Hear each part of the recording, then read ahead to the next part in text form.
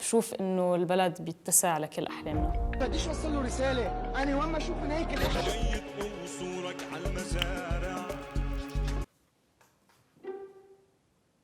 فيرينا العميل ناشطة بالنادي العلماني بالجامعة اليسوعية. هلا حالمي أنا بشوفه شيء إيجابي، مع إنه كتير إنه يمكن ينتقد. غير هيك بعتبر حالي مستقلة علمانية مناهضة للطبقية. كنت عم بحلم ب 17 تشرين بس انه بركي انا بالنسبه لإلي اول ما فتت على الجامعه بركي كان بالنسبه لإلي هي الحركه الطلابيه هي اللي تقدر تعمل التغيير، فكان الفوكس تبعي بركي على انه بناء نوع من حركه طلابيه واهتمام بالانتخابات الجامعيه وغيرها. بس ب 17 تشرين انبسطت، شفت انه هيدا الحلم بركي صار يعني على صعيد اكبر ومع مواطنين، يعني مش بس على صعيد طلابي. ما بنسى أول أيام الثورة وقتها نزلوا طلاب النوادي العلمانية والشباب بالقمصان البيض عم يسمعوا الهتافات اللي كانوا عم يهتفوها من كذا سنة، ومشهدية وقتها جلسة الثقة انعطت الثقة من جوا بس القمع كان عم يمارس على المتظاهرين من برا، كمان مشهدية ما فينا نسيها. بالنسبة لي أهم مكسب للثورة هو إنه انكسر نوع من الستاتيكو، إنه أنصاف الآلهة شافوا إنه تزعزعوا من عروشهم، وإنه شافوا إنه طبيعتهم بشرية، وإنه صار في ناس عن جد جاهزين لإنه يحاسبوا، فصار يلي عم بده يسرق بده يفكر مرتين.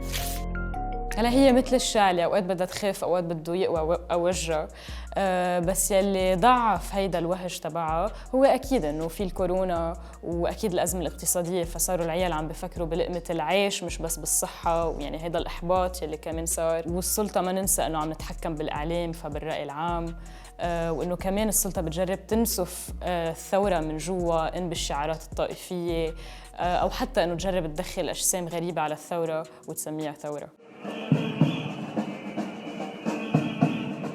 أكيد الأولوية بالتكاتف ووضع مشروع ورؤية واضحة بديلة، بس إذا على صعيد المطالب أكيد أنه قانون انتخابي، خارج القيد الطائفي ونسبة، تفعيل استقلالية القضاء واسترجاع الأموال المنهوبة والممتلكات العامة، اقتصاد منتج مش ريعي، بدنا ضريبة على الأرباح، على المصرف مش على الفلاح. ما بتخلى عن مبادئي، وبالنسبة لي اللي كانوا قبل 17 وبعد 17 منها الديمقراطية التشاركية، العدالة الاجتماعية، العلمانية، وما بتنازل عن ولا حق لحيلا حدا لبناني مش لبناني مقيم. عادة بيسقط النظام وقتها يكون الفشل الأخير بإدارة البلاد، في يكون سقوط اجتماعي اقتصادي أو تغير بالحاكمين. هلا إذا بنشوف بلبنان اقتصادياً ما بدنا اثنين يحكوا فيها إنه سقط، اجتماعياً عم نشوف في مطالبة واسعة بوضع عقد اجتماعي جديد، والكلهم يعني كلهم خير دليل على الإرادة بتغيير الحاكمين. هلا يمكن بالاول كانوا يقولوا انه لبنان ما بيحمل عنف ولازم نبلش بالسلميه، بس بدنا نشوف مين في بوجنا وحنكه يلي بوجنا صرنا نقول انه عايزين يمكن عنف ثوري منظم. بالوقت الراهن عايزين تكاتف، عايزين جبهه معارضه موحده لو فيها بعض التمايز، بس عايزين انه نتوحد. ما بعرف إذا لأنه يعني خلفية حقوقية، بس بالنسبة لإلي إنه التغيير بيكون عبر الضغط بالشارع لتحسين التشريعات لتتلائم مع مطالبنا، والضغط كمان لتحرير سلطة القضاء من السلطة السياسية لا يقدروا يطبقوا هول التشريعات ما يكونوا حبر على ورق.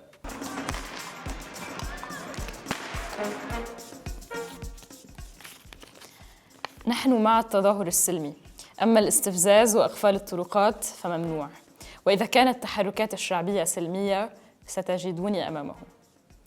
أول شيء شو يعني تظاهر سلمي؟ ثاني شيء شو يعني ممنوع إقفال الطرقات؟ هلا إذا بدنا نحكي بالشق القانوني، الدستور بيكفل حق التظاهر والتعبير عن الرأي وكمان تسكير الطرقات، وحتى بالشرعات العالمية هيدا أمر مشروع. بس اللي بدي أقوله إنه نحن ما حدا منا هاوي تسكير طرقات وبيترك حياته اليومية كرمال يسكر طريق، بس لأنه هن السلطة ما عم تتجاوب وما عم تسمع اضطرينا إلى يعني شل البلد وتسكير الطرقات. إن الفرصة ضئيلة أمام لبنان للحصول على مساعدات يحتاجها بشدة من صندوق النقد الدولي في ضوء فشل الحكومة في القيام بإصلاحات يطالب بها المانحون لمعالجة الأزمة المالية.